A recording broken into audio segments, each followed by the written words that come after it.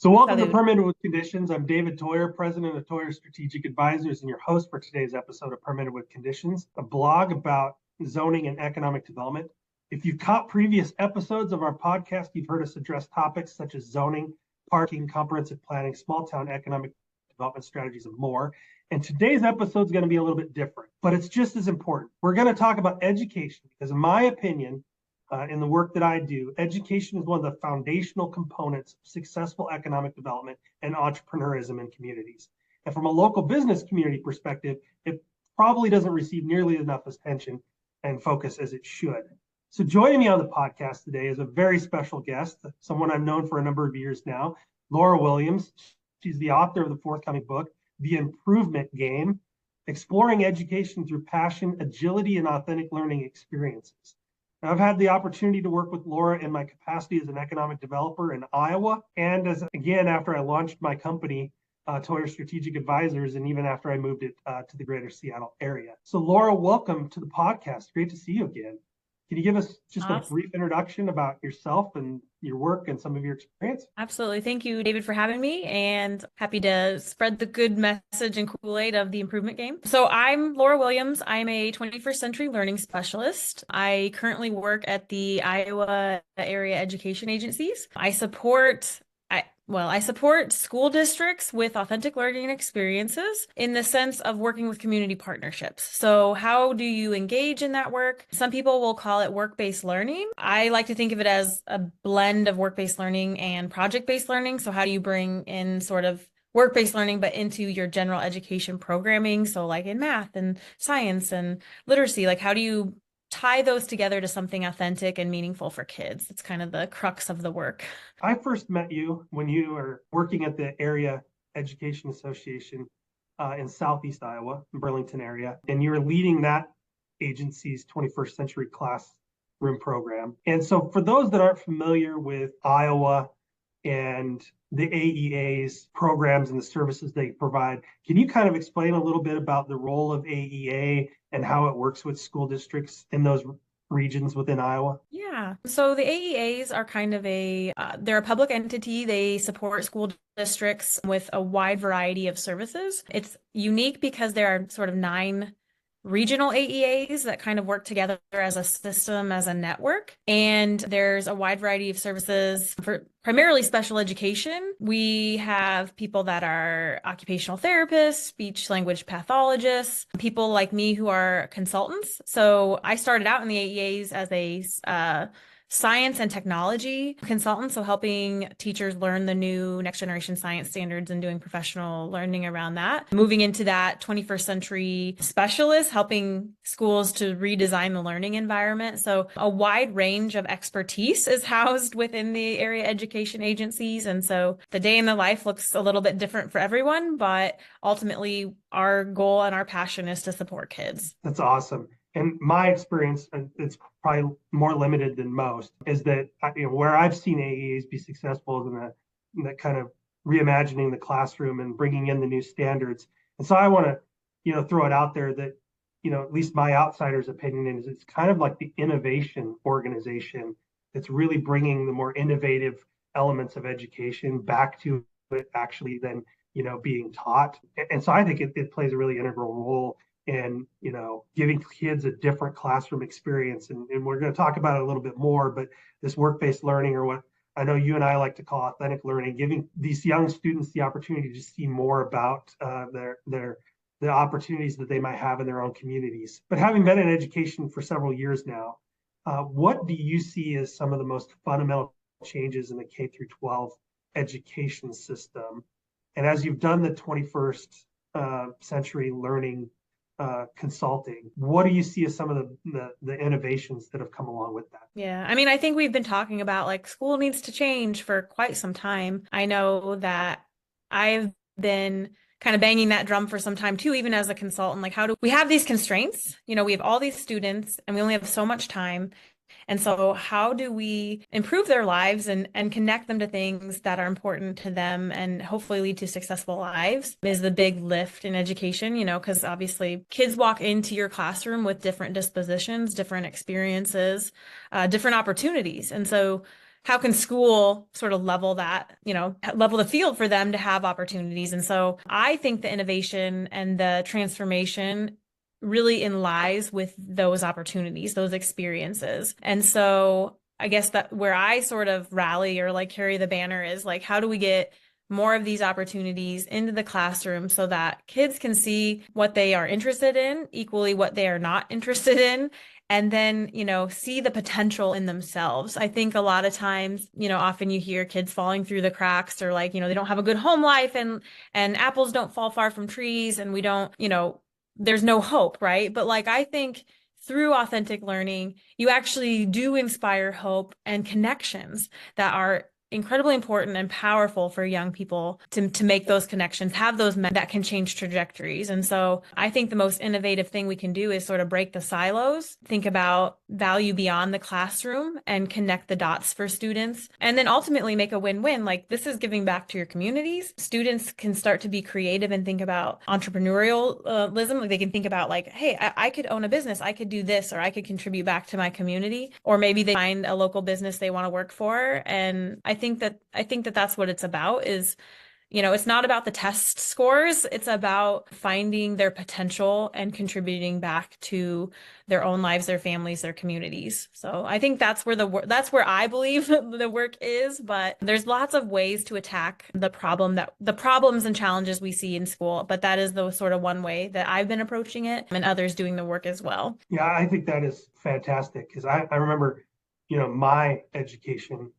as a youngster, and I would always like, why do I gotta learn this? Like, what am I ever gonna do that I'm gonna need this? And it wasn't, I look back, I know things now, from my business experience, like, value proposition. You don't understand that as a kid, but if I would have understood it as a kid, my question would have been, what is the value proposition of me learning the process of learning, right? Because that's, I Mhm. mean, I think it's hard to just share with the young folks like, well, this may not be, something that's daily practical in what you do in your life, but it's part of learning the process of learning. That's not really like, I don't know. To me, it's not a statement that enlists a bunch of energy or really brings out somebody's passion for what it is that they want to do. And so I think that this notion of giving people the opportunity to explore when they're at that age some of the pathways they may be able to take with business and careers beyond just taking a test that tells them like you are interested in gardening. Well, awesome. How do I make a living Yeah, gardening? right.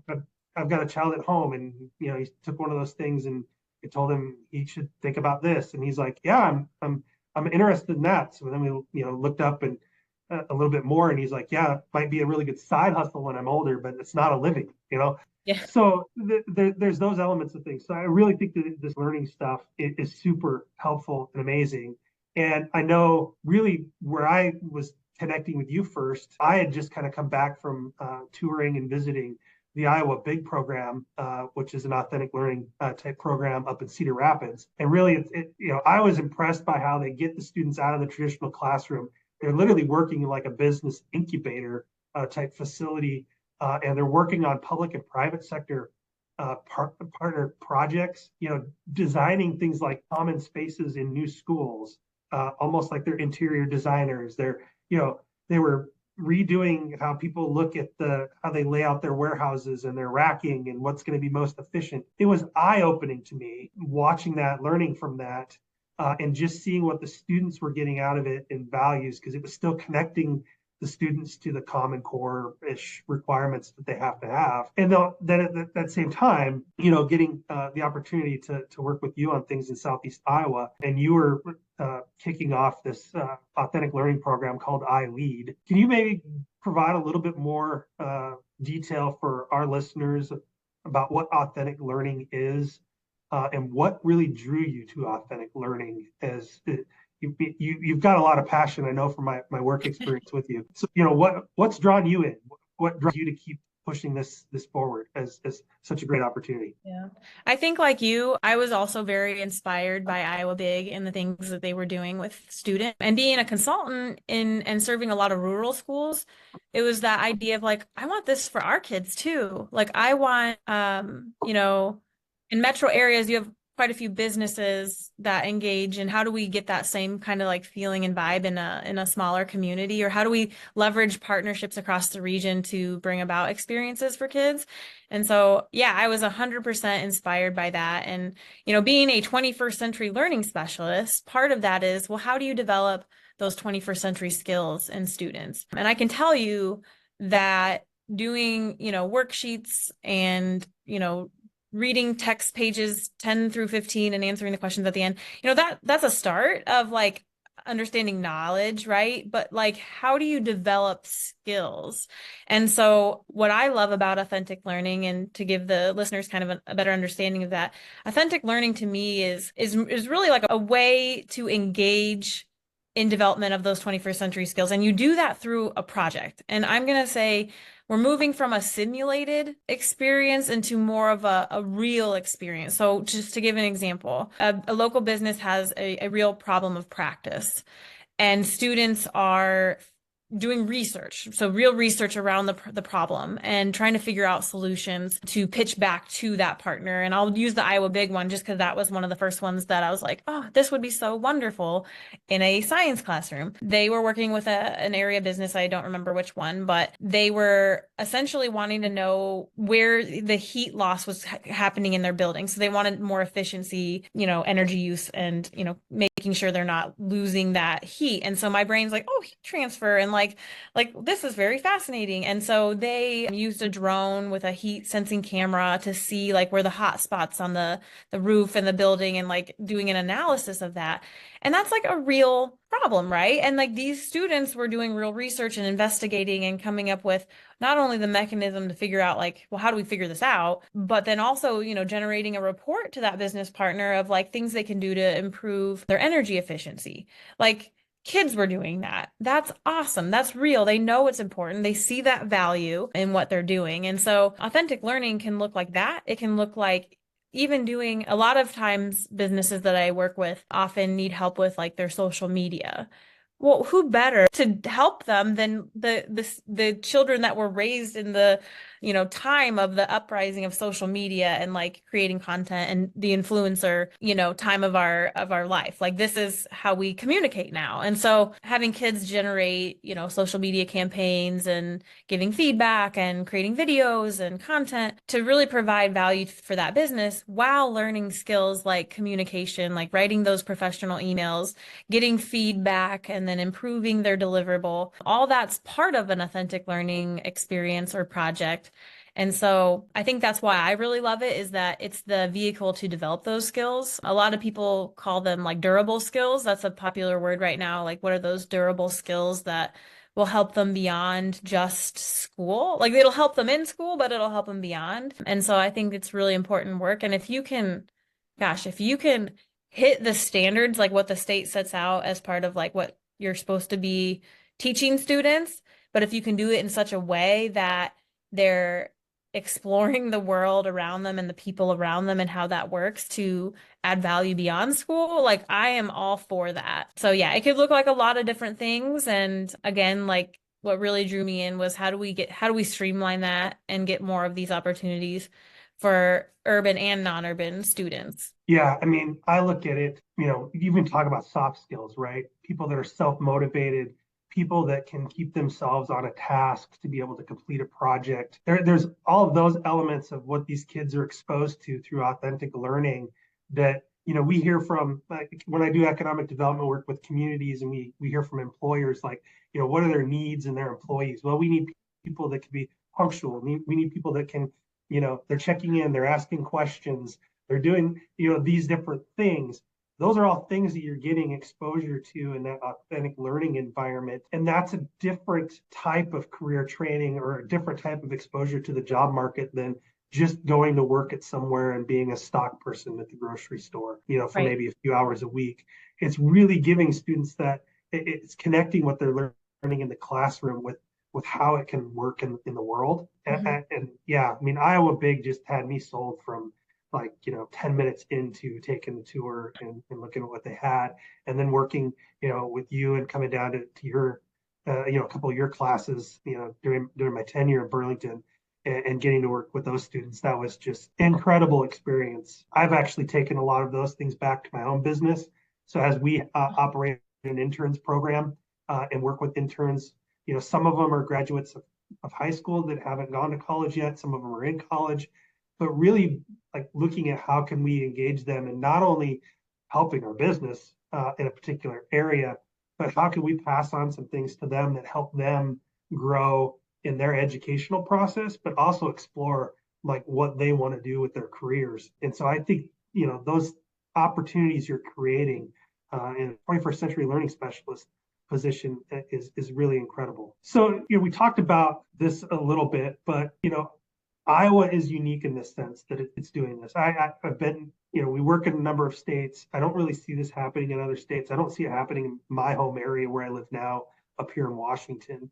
But authentic learning, giving students these broad work experiences and calling on students and student teams to be self-motivating. Kind of maybe the most important thing from an economic development perspective is it's an opportunity to show these students after graduation, especially in these rural areas, what as they continue their education or as they decide they don't want to, go on to like a 2 or a 4 year degree, but maybe they want to learn a skill or they want to get into a trade. It's really giving them opportunities to look at what's around them and choose to stay closer to home or choose to not feel like they have to move far away in order to be able to find a job. So it's been my impression that it's really a great program for workforce development and retention of graduating students and those sorts of things.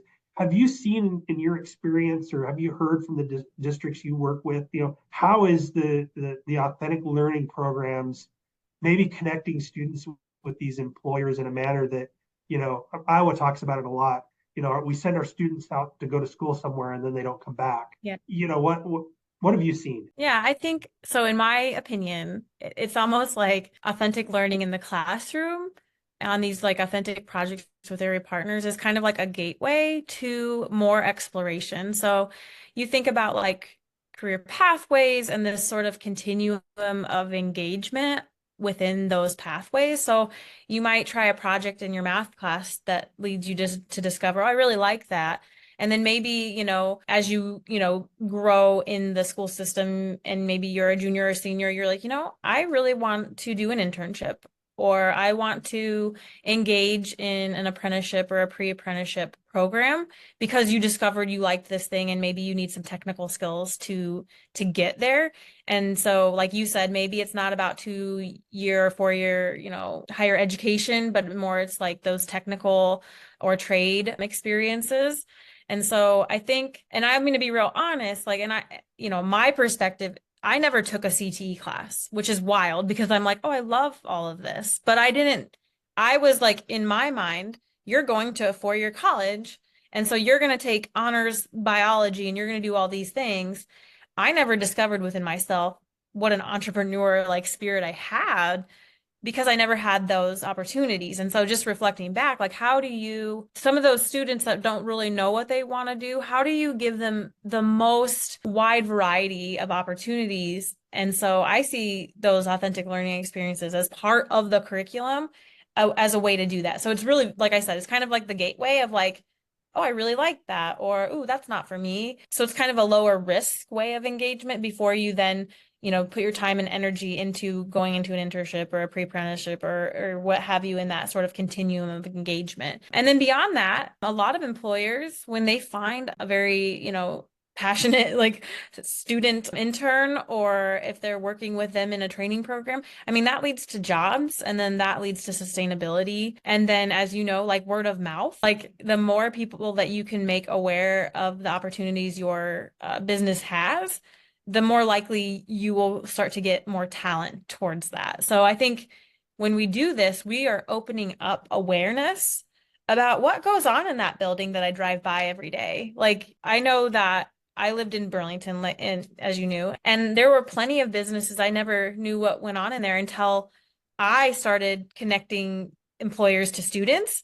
And then I started to authentically learn as well, like even in that role, what is a switchgear? Like, how do you manufacture switchgear? Like, that was a really cool moment of like, wow, I've driven by this buildings, my whole life, and I knew nothing about what was going on in there. So it's just kind of like opening up the awareness of those opportunities as well. Yeah, and I'll tell you that the going and touring facilities, you just see big buildings oftentimes. As an economic developer, that was one of the funnest parts of my job was to go in and see what are they making here and how are they doing it. It was fascinating. But you had the opportunity. We'll talk a little bit kind of how your roles have changed over time. But I worked with you when you were at the AEA in Burlington. You were able to take and take it to a broader scale level and kind of move in and transition into a newer role. And now you've got the larger program. What is it? The Iowa Authentic Learning Network, I think it's called, if I'm being correct with Yep. that. But you've got now this learning network, and it's not just a regional thing. Like Iowa Big was Cedar Rapids area. You had what you were doing in Southeast Iowa. Tell me a little bit about the transition in taking iLead to being a statewide program, and then what did you learn along the way in developing that into really a statewide program? Yeah, I would say definitely grassroots. Like this was a grassroots movement in supporting educators with authentic learning. And it really did start with iLead to show like this can be done. Look what we're doing. And you were a big component of that. There's a whole story I will unpack for the listeners on like what you did to really accelerate that. But it takes partners. So I worked in the Southeast Iowa AEA, which is called Great Prairie. And then I partnered with another passionate woman named Stephanie Lane out of Green Hills AEA. So we were like the queens of the South, we used to joke, but she loved this kind of learning as well. And so she had a school that was like, yes, we want to do that too. So she kind of had her school that she was like, almost like prototyping, like, let's give it a try. Let's take some risks. Let's do some projects with students. And she had a teacher that was like, yes, let's do that. And then we had iLead in Southeast Iowa. And so we were like, walking side by side, learning and sharing and like telling the stories. And then, we continued to share our story about the work. And so we had opportunities to share at conferences as well, like just to get the word out. And then I would say the big transition moment when this really like blew up and like we realized we were onto something was so we in Southeast Iowa, and this was because of your help and connections. Partnerships matter, right, guys? No, networking is really important. Meeting with other partners in the region to tell them that, hey, we have this. We want to expand it to be more regional and like not just one school, one program. Like, how do we have like a pool of projects that when I'm consulting with other schools, I can say, hey, this would really fit this what you're trying to do here in your math or science, or even in your, extracurricular programming or career and technical education programming, wherever, because it's so versatile, it can fit in so many places. And so having that as like almost like a tool in my toolkit as a consultant was really helpful. So we developed, if I remember correctly, I think you helped me onboard. I think we were up to like 28 projects just with a Google form. We were like, hey, fill this project in, form out and we'll try to get you placed with a school. And many of the iLead students took on those projects as our initial like takeoff. And then we started to share this, with others. And then I remember it was at they called it STEM PD Palooza, where one of the partners, Danville Telecom, came with to like share this immersion project about building a high-speed fiber optic network in a rural area. Like that is something that we were trying to do at the time. How do we do that to get the most amount of people connected and, save money as we do that? So it became kind of this math problem, right? Like to design this network. And so students were working on that in the iLead program. And then we modeled it at a statewide professional development opportunity for other teachers through the governor's STEM council. And so I remember doing that immersion with several teachers across the state and talking about authentic learning and how we started this network in Southeast and Southwest Iowa. And so then we started onboarding more like followers of this like Kool-Aid.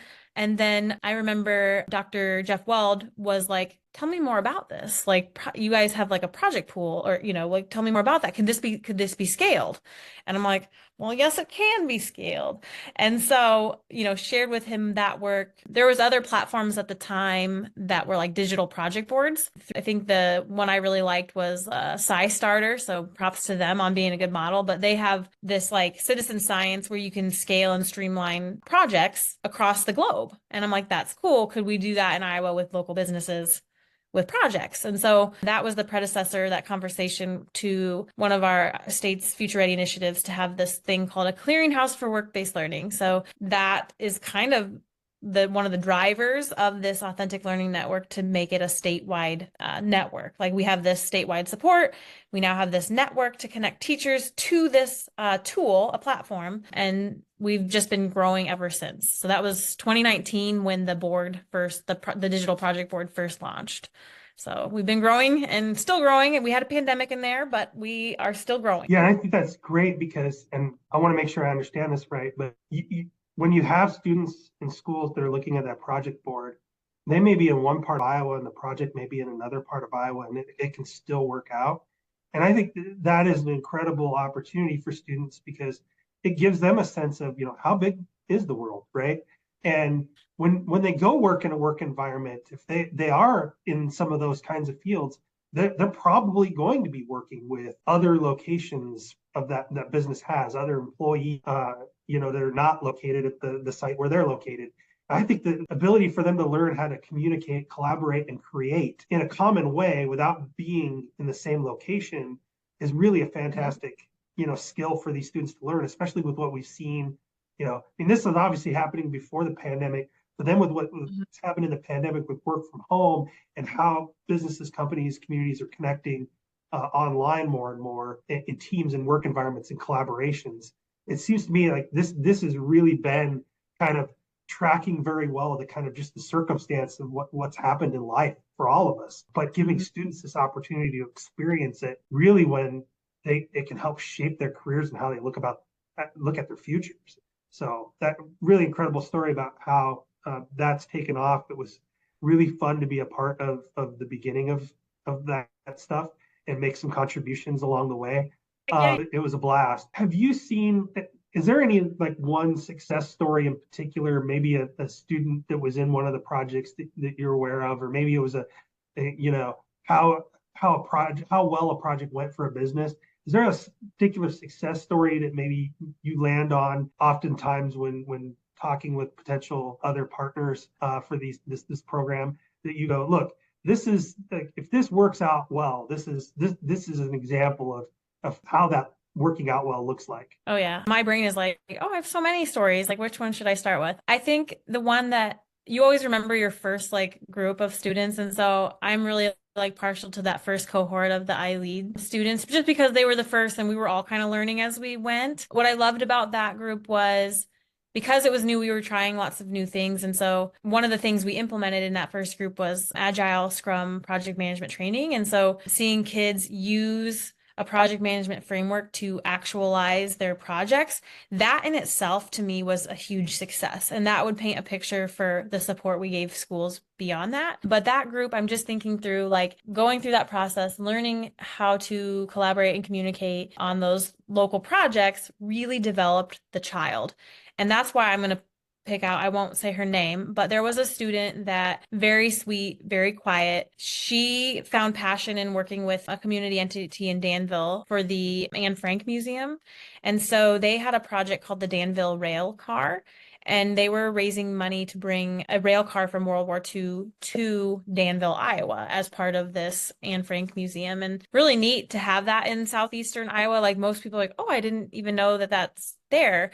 And so they got really passionate about that. And so their project was to create some marketing around it to help raise funds for the project. That project was selected to be shared at a statewide Future Ready Summit. And those kids on that project got to even tell the governor about it. And so it was just kind of a neat, like they got to share their story. And they're from rural, like if you look up Danville, it is a very small town. And like the fact that they, had that opportunity to travel to the capital to share their story and to make impact in their community was really powerful. That one is probably my go-to, and the fact that this child then could then speak in public. Like she was the most meek, quiet little thing, and then here she is like at this statewide summit, like talking to people and networking, and that was just, for me, that was success. And so that's probably my go-to story a lot of the time. But we've had other success stories. I know Ottumwa Spark Tank, at the time, I don't know if they've changed the name. They've had a sort of a career hub there now, but they worked with local entities to help design logos that the companies actually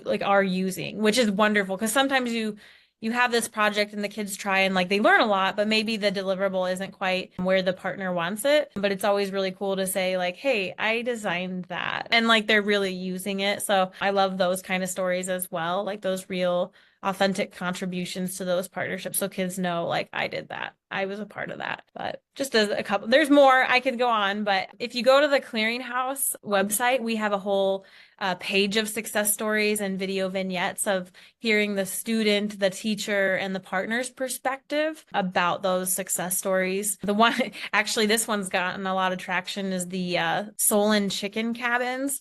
So, like an area feed mill wanted to sell chicken cabins essentially, like as a product. And so, students in a trades class designed and built them and sold them, which was cool too. So like already you're starting to get into there's ag, there's, business, like a whole bunch of learning went on in that project. But yeah, tons of stories. Even if you just Google Iowa Clearinghouse for Work-Based Learning, you'll find that website and there's a tab that says success stories and tons of stuff on there to learn more about what it could look like. Yeah, and I will just say what I think is cool is that, we had a member of the family that was going through getting a master's degree at University of Iowa in business. And, their class were doing these projects where they'd have a business and they're working through a real life, real world situation, and they're advising the business on some change they could make or how to launch a new product to market. And knowing that, and then seeing what these kids are doing in these iLead,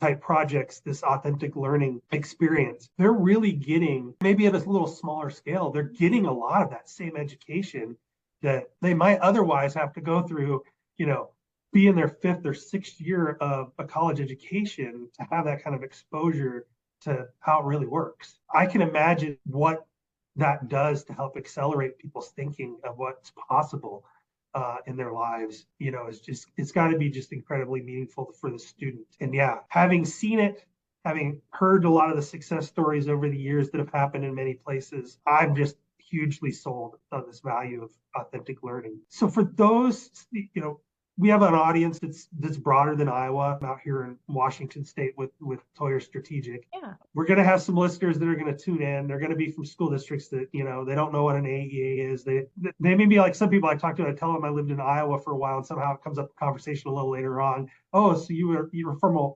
Ohio, and it's like no, Ohio. So, but to Oh, yeah. kind of just help maybe some of the other folks that don't have any exposure perhaps to this understand, like, how does it work? Like how and it maybe just a real quick overview, like how does one of these programs kind of as it starts works to get started in the process, and how does that fit in? Like I'm sure the biggest question like a school district might have is, well, we have these standards we have to teach to. We have to show they've had 3 touches of this to check that off the list, and they have to show mastery in this thing to check that off the list as their requirements to be moving through things. How does some of that work? Because I think it's, in my mind, it's important because I think this should be something districts everywhere are looking at. And, I think maybe the biggest hurdle all the time is how to understand the integration of this type of learning into the regular classroom experience or into your regular format of your brick and mortar education system. Yeah. Well, I mean, that is the work. Like what you're asking about is literally the work that I do with schools. And so, I mean, I think the first component of all this is there has to be the desire, like to want to do this. And I think that starts with leadership saying this is important and we need to prioritize it. And so having those conversations. And then the next step would be engaging with community partners, much like you engaged with us on like this conversation of like, what could this be? What could it look like? And so I write about it in the book of like how kind of almost in a step-by-step, like, here's how you could go about this to start getting this integrated. But having things like a community think tank where you invite students, teachers, and partners to have a conversation about what this could look like. Having lunch and learns, like inviting businesses back to the school so they can see kind of like the reality, even like serving school lunch, like that's a fun one, like to come back to school. I often hear business partners, they're yes people. Like, yes, they want to engage. They know that this is important. It helps build their talent pipeline, but often don't know how to like approach a school. It's not like the place that they normally go to or like have, conversations with. And so I think the very first thing in success is just to get the conversation started so teachers can understand the need and why it's important. And then same with businesses, they can see like what teachers are dealing with and like how they might integrate this. And so once you start getting that conversation going, you might have some initial project ideas. And so when I work with teachers, part of it is finding the right project that kind of fits the need. I believe standards will stand on their own, right? Like they will emerge within that experience. And so when it comes to things like assessment and the things that teachers have to navigate with this, I often lean towards evidence of student learning or artifacts. And so within a project, you're going to have benchmarks, products, deliverables, however you want to think of that as sort of those checkpoints of assessment. So for example, you are in a English class and you're on a project where you're going to do a lot of communicating and writing emails to the business partner. So that could be like the first piece of evidence of learning. And maybe we're going to unpack that and make sure we're using the right grammar, or maybe we're doing some research for the business partner and we're going to look at our research standards and make sure we're following through with the things that we're hopefully teaching students. So I think it's more of like, it's almost like yes, we're going to have book work and we might have a few worksheets in there, but like, let's move some of the, like, you can't do everything. You're going to have to take some of that off your plate and say, nope, this project matters more than this thing that we used to do. So we're going to take that off of our plate and we're going to look at the project and think about how can we examine our learning goals like through this project. That's kind of how I think about it anyways. And so we'll often like, you can write down like those big rock takeaways that you could see emerge from a project and then kind of unpack it. I love agile classrooms. It's taking that agile project management framework, but applying it to the learning environment. And so you have things like a learning backlog. And so on your learning backlog, you might have your project kind of mapped out and some of those learning goals will be evident. And then if there are gaps, like, because you can visually see this, you might say, okay, we are going to have just-in-time learning, or we're going to, let's, watch a video about this and have a class discussion. Or so you're not like totally stopping those normal teacher moves that we've learned about as we become teachers. It's kind of like this beautiful weaving it together so that the experience really comes alive. And then students see the need to like, oh, I know why we watched that video because it's going to help me be successful in this piece of the deliverable for the project. And you can't do, I will say, like, you're not going to do projects, every single day of the year. Like, you don't want burnout either. And so, start small. Maybe it's a quarterly project. Maybe it's a get the semester going project. I would say start small and see the return. And I think once you see like what kids are capable of, you're so excited about it and you're like, okay, what can we do next? Or what difference can we make in our communities next? Yeah, and that was really the thing that got me energized about it was you'd walk into these and you'd be exposed to these students and the energy and drive that they have of interest level. They're just sponging it all up and trying to get everything they can out of it. And that's it's impressive to see. I love when teachers say, like, when they start drinking this Kool-Aid and start implementing these kinds of experiences, I love when they tell me, like, yeah, like the bell rang and I walked in and kids were already working on their projects. I didn't have to tell them anything. Like they were they were making they're autonomous. They were making their own decisions. They were talking to their teammates. They were working on their project backlogs, and like that is like the sweet spot. Like that's where we're working towards, and we're going to help kids develop those skills to do that. And then hopefully the project is engaging, right? So that they want to keep working on because it's not homework anymore. It's passion that's driving them. Yeah. Yeah. I always think about when I hear used to do a lot of business visits with different companies and stuff, and they'd always go, workforce development front, it's, well, all these young kids that show up now and take these jobs and they don't have these skills and they're not, connected and all, they have a lot of these complaints. There are common complaints. They're in Iowa, they're in Washington, they're in, Arizona. Yeah. And to me, like the other side of this is it's employers having the opportunity to see what's possible amongst that generation of future workforce and understanding how they can adjust their systems to maximize the strengths of that crowd of individuals that have very different talents than like what I have, given what my experience in life is. So I think there's a big win for the community and the partners in there. That doesn't necessarily get emphasized enough.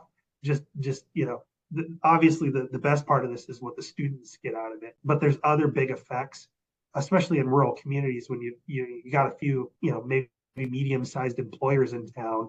That's this can be incredibly helpful. You mentioned agile classrooms, not something I have any experience with. But I know you're a certified Scrum Master and a certified Scrum Product Owner. Read that on your bio. Oh, yes. Can you give just a little more detail? I mean, we'll probably have some teachers and stuff that tune into this. They might have exposure to this, but just for somebody else that might be listening to this podcast, what is Agile Classrooms, and what does it bring different to the classroom environment and teaching? For me, it was my big aha moment as an educator. It's how you operate, it's like how you operate your classroom. So like you have these sort of traditional operating systems that you probably most listeners are like can imagine how school works and what the teacher's role is and what the student's role is. And often in many classrooms still to this day, it's mostly, the teacher's at the front of the classroom, students are in desks and lines and they're listening to the instructions and then they go forth and do whatever the task or whatever the lesson is that day. And that's pretty typical. And I'm not saying good or bad. I think there's great teachers implementing all sorts of things in different ways, right? Like that's the beauty of teaching. But what I have found is great success in sort of almost like reprogramming, like what is that workflow and what does it look like in the classroom? And so again, it's taking what industry uses as a project management framework and then taking some of those approaches, so this agile approach, and bringing it into the classroom. So how can teachers be more agile in delivering value to students? So you start to kind of like think of teaching and learning in a little bit different way, much like businesses think about providing value to their customers. So we're going to think about providing value to students. And so what does that look like? And how do we meet kids right where they're at? And so that's a challenge to do when you have, limited time and a large group of students in one class period. And so what I love about Agile classrooms is it makes learning visible. So kids will typically have like a project canvas or a learning canvas where they can visually see what they're working on, like to do, doing, and done. I don't know if you've heard like Scrum board or task board. I actually have, I don't know if I can like turn my computer enough, but I have kind of one on my wall right now. So like to do, doing, and done and sticky notes. And so like making it incredibly visible for students to start to learn how to manage their own time and to manage their own learning. And it'll look differently depending on grade level and content and things like that. There might be more scaffolding involved. So it might be very teachers helping to like populate that backlog of like, okay, we're going to work on this and this and this. But as kids get better at it, students can start to negotiate how they go about their own learning. So I think Agile classrooms is like the predecessor to truly personalizing education. That's a buzzword educators might have heard, but how do you personalize education so it's not like a one size fits all? Because we know that that's not true of our students. They're not all the same. They don't come in with the same knowledge. They don't come in with the same skills. They're at varying levels. And so how do you, as a one person, facilitate learning that fits everybody? And so I like it because it gives you the tools to be able to do that in a realistic way. And so, yeah, so I would say in authentic learning, I use sort of that same approach, but I try to use what businesses call it. So a product backlog, having a sprint. So a sprint is that workflow, like, and having a cadence in the classroom. So on Mondays, if you have a week-long project sprint, Mondays, you're going to be planning. What are we going to get done this week? What's feasible? Well, we're going to email this partner. We're going to start designing this in this program. We're going to have a meeting with we need to plan a meeting with the school board because it affects the school, which is really cool when students get to meet with the school board to propose something to improve the school. Whatever the project is, whatever those tasks, subtasks are, we're going to have a conversation, set some goals on Monday. We're going to populate our sprint backlog. Like, this is what we're doing. I try to coach teachers to get granular with it just because I feel like it's helped me a lot when you get the task so refined that one person can claim ownership of it and they put their name on that sticky. And you can use a digital sticky, like I use a tool called Miro. It's a virtual whiteboard that's really awesome for this work. Or what I have found to be most successful is a physical sticky board, like using those post-it notes, something about not being in their computers and distracted, having it right in front of them to like move the stickies so that the teacher, can see where they're at in the process. And then if they're having any roadblocks or impediments, when I kind of come around and check in, I can say, hey, Susie, why is this still in the to-do column? Why has this not been moved to done? Like, what's the hang up, or can I help you or be an impediment crusher as your teacher facilitating this?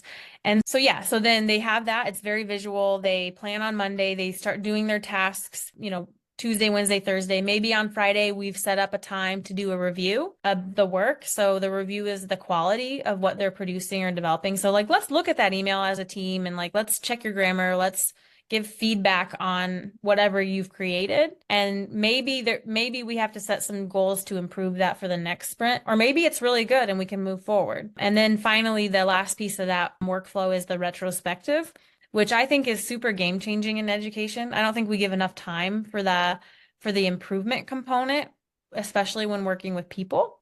So the retrospective is a chance for the student to reflect back on, well, how did I do as a teammate? How did I work as an individual? What could I do to improve process? Maybe I forgot to communicate something, and like we can have a conversation of how that kind of derailed the team. And so bringing those good things that we've done to the table, as well as the things we can improve, allows some transparency around the work and how we might work better as a team and then like as an individual. So it's kind of that built-in feedback. Like, it's a chance to say, hey, that didn't really work well, and here's why. Or, hey, Susie didn't help me with this, and so I really struggled. And so we need to set up some time next week to actually work through that and talk face to face on it or whatever. So, and that's sort of the sprint cycle. And we're just going to keep sprinting our way until we get the learning done or the project pieces done. And I mean, it's fairly straightforward, but I think it has to be if it's going to be adopted and adapted to the classroom. It's awesome. I talked a lot. No, it's really great to get that perspective of how this works, right? Because that's the biggest thing, trying to, I think, people wrap their head around, well, how is this going to work? Or how is this like, it's not just a simulated worksheet drill of answering some questions. I have students try to think through these things, but how is it like real, actual, learned experience? And I think so, listening to what you've shared, I think it gives a good taste to a business partner of what could you get out of a program like this? Why does it have value in the education system? And I think for education systems and school districts and stuff that aren't using this, or just a teacher that wants to figure out how they can maybe teach better, them getting some of those, just that overview, hopefully it helps them get more excited about, maybe there's this opportunity here for me. And maybe there's something more I could be doing to helping my students. So thanks for walking us through that example. Yes. You mentioned this earlier.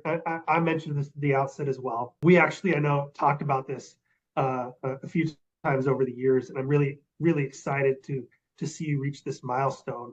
But you have now written a book on authentic learning and classroom opportunities for educators to leverage, agile classrooms. You call it the improvement game.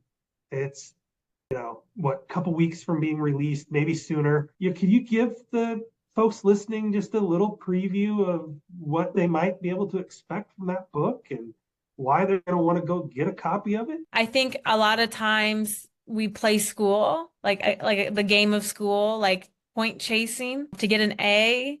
And if you're not getting an A, then you're not good at the game of school. And so then those kids don't feel like, they're good at school, or maybe then they start to, not have any confidence in themselves. And so it's kind of just this holistic view of like, what could school be and how do we change the game? Like, how do we make it an improvement game to meet kids, right where they're at, with what dispositions they have, challenges that they have, superpowers that they have, and how do we help them leverage their strengths to finding their potential. And so it's really, I think it's about that. I try to give ways to operationalize that because, like, we all want that. We all want kids to find their potential. We all want 21st century skills.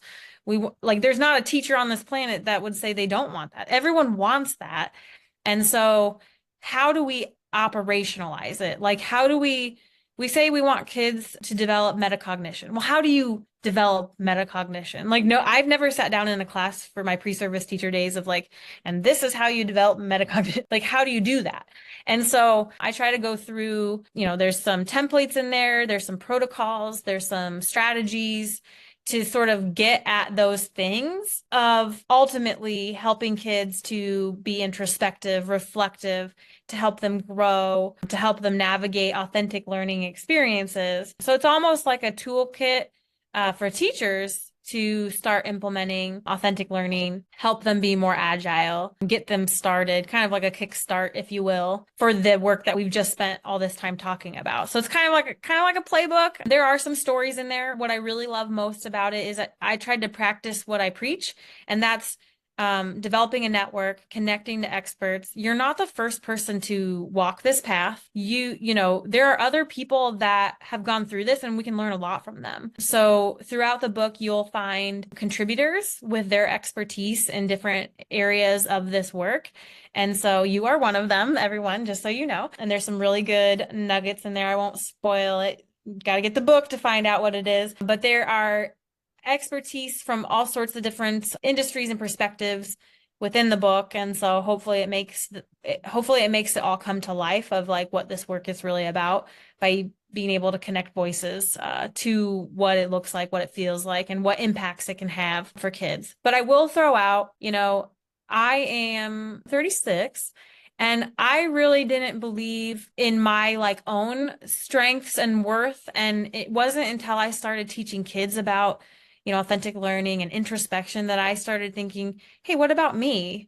Like, I have never really thought about it this way. And so part of it is a journey for any learner to find their own potential and really question, like, is what I'm doing right now, am I like living my strength? Have I stepped into my strength? And so I hope also as a byproduct, as teachers or whoever reads this, people start to get introspective on their own value and their own worth and what they want to contribute to their communities, because I think it goes beyond school. This is for any learner that wants to improve, because we might not have had an improvement game in our own schooling, but you're never too old to step into your own potential and your own greatness. Yeah, and I've seen a few of the previews that you've put out and kind of promoting the book here before it's released with the contributors that have been involved in the book, and kind of some of the areas that they cover in expertise. And just, there's a few examples of some of the things that, you talk about, like the templates, right? You've got a couple of those